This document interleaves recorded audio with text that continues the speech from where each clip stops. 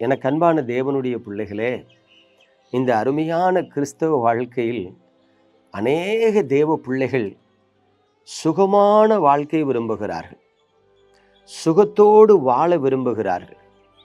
வியாதி, வேதனை, வருத்தம், கண்ணீர், போராட்டம், நிந்தை, இப்படிப்பட்ட உபத்திரவங்களுக்கு விலகி ஜீவிக்க தேவ பிள்ளைகள் ஆசைப்படுகிறார்கள். ஆனால் எல்லோராலும் அப்படிப்பட்ட ஒரு ஆசீர்வாதமான சமாதானமான வாழ்க்கை வாழ முடியவில்லை. அதற்கு காரணம் என்னவென்று நினைக்கிறீர்கள்? அநேகர் சொல்லுவார்கள், அண்ணே டெய்லி ஜெபிக்கிறேன், நான் தேவ பிரசன்னத்தெல்லாம் உணர்றேன், சில நேரத்தில் ஆண்டவர் எனக்கு சொப்பனங்கள் தரிசனங்கள் எல்லாம் தாரார், ஆனாலும் என் வியாதி மாறலையே, என் கடன் மாறலையே, என் புலம்பல் மாறலையே என்று கண்ணீர் வடிக்கிற பல தேவ பிள்ளைகளை பார்க்கிறேன். பிரியமானவர்களே, நீங்களும் நானும் சுகமாய் வாழ வேண்டும் என்று சொன்னால் அதற்கு ஜெபம் மட்டும் போதுமானதல்ல, அதற்கு வேத வாசிப்பு தியானம் மட்டும் போதுமானதல்ல, அதற்கு ஆலயத்தில் சென்று தேவனை ஆராதிப்பது மட்டும் போதுமானதல்ல. இந்த மூன்றும் அவசியம். இவைகள் எல்லாவற்றை பார்க்கிலும் மேலான ஒரு காரியம் இருக்கிறது. என்னவென்று சொன்னால் தேவனுடைய வார்த்தைக்கு கீழ்ப்படிவது. அல்லேலூயா. ஆம் பிரியமானவர்களே, இங்கே வேதத்தில் பாருங்க, யோவான் எழுதின சுவிசேஷம் 5ஆம் அதிகாரம் 8வது வசனம் சொல்லுகிறது, இயேசு அவனை நோக்கி, எழுந்திரு, உன் படுக்கையை எடுத்துக்கொண்டு நட என்றார். அதாவது பெதஸ்தா குளத்தில் ஒரு மனிதன் வியாதியஸ்தனை படுத்திருக்கிறான். அங்கே அநேக வியாதியஸ்தர்கள் இருக்கிறாங்க. குருடர்கள், சூம்பின உறுப்புடையவர்கள், சப்பானிகள், அப்படி பலதரப்பட்ட வியாதியஸ்தர்கள் இருக்கிறாங்க. அவர்களுக்கு நடுவில் 38 வருஷமா திமிர்வாதமாக இருக்கிற ஒரு மனுஷன் கிடக்கிறான். அவனை கண்டு இயேசு அவன் மீது மனதுருகி, நீ சொஸ்தமாக வேண்டும் என்று விரும்புகிறாயா என்று கேட்ட பொழுது அவன் சொல்லுகிறான், ஆண்டவரே, ஒருவேளை இந்த தண்ணீர் கலங்கும் பொழுது என்னை கொண்டு போய் விடுவதற்கு யாருமே இல்லை, நான் இறங்குவதற்கு முன்பு வேறொருவன் முந்தி இறங்கி விடுகிறான். பாருங்க, தன்னுடைய இயலாமையை சொல்லுகிறான். நான் சுகமாக வேண்டும், ஆனால் அதற்கு வழியே இல்லை என்று சொல்லுகிறான். இப்படிப்பட்ட சூழ்நிலையில இயேசு அவனுக்கு உதவி செய்யவில்லை. நல்லா கவனிக்கணும். அவனை கையை பிடிச்சி தூக்கிட்டு போய் குளத்துக்குள்ள விடல ஆண்டவர். அவனுக்கு உதவி செய்யக்கூடிய நபர்களை ஏற்படுத்தவில்லை ஆண்டவர். அவனுடைய சிந்தையில ஒட்டி இருக்கிறதெல்லாம் குளத்துல இறங்கினா சுகமாயிரும். ஆனா அவன் சிந்தைக்கு அப்பாற்பட்டு ஆண்டவர் சொல்லுகிறார், நீ எழும்பி உன் படுக்கை எடுத்துட்டு போ.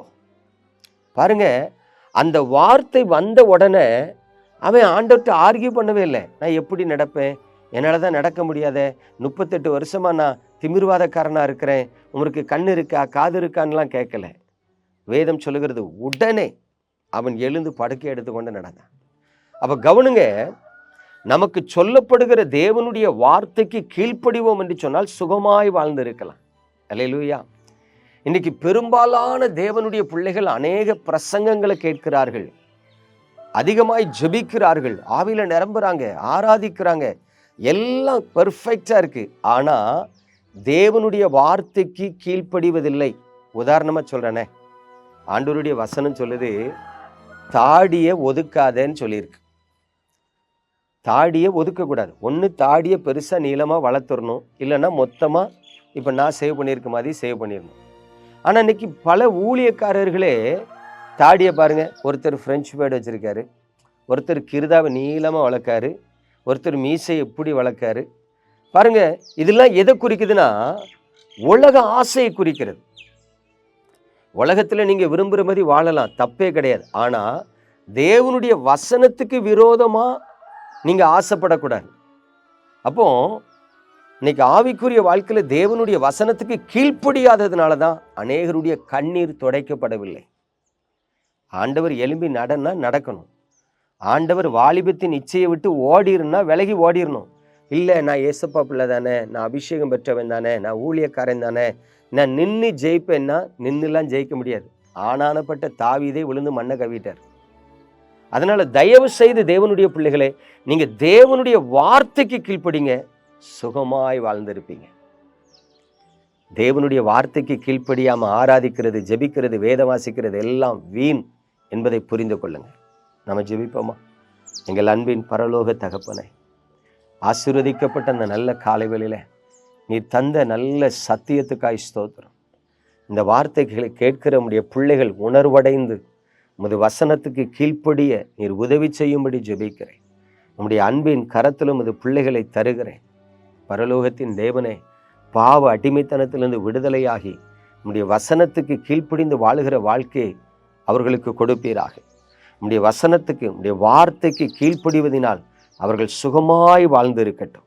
இயேசு கிறிஸ்துவின் அன்பின் நாமத்தில் ஜெபித்து ஆசீர்வதிக்கிறேன் நல்ல பிதாவே, ஆமென்.